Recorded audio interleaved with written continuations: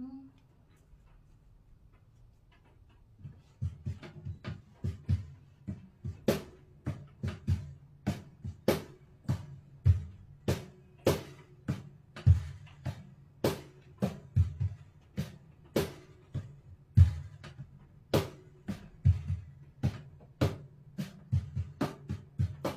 guys, watch ba guys, merong ikaturo sa iyo paano maggumawa na, paano maggamit mag-beatbox.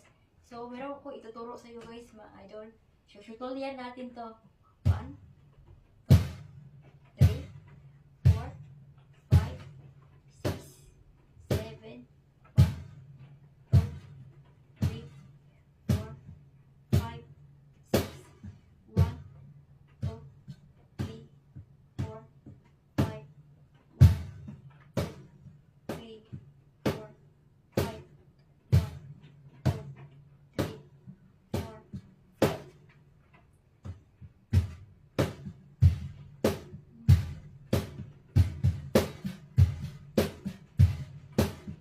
So guys, ito lang kadali lang yung mga idol.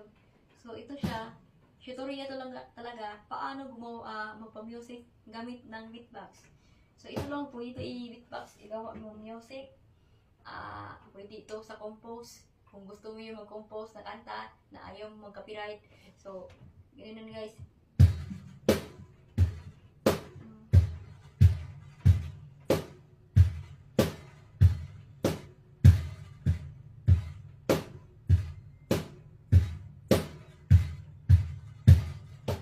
So guys, kasi talaga beatbox talaga ginamit ko.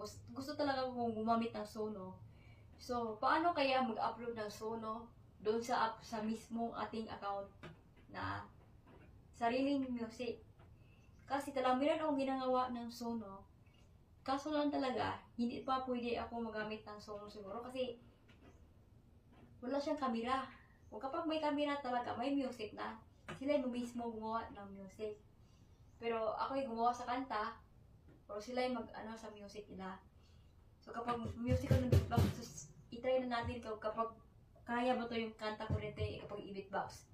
Kaso lang talaga, hindi ako makasono. Dahil, parang, katulad na YouTube, hindi pa ako maka-live sa YouTube kasi kulang pa. Ganun rin.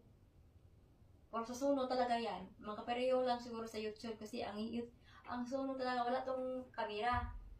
Hindi katulad sa live sa Facebook na 100 agad pwede na maka-live sa Facebook. Hindi katulad sa YouTube na open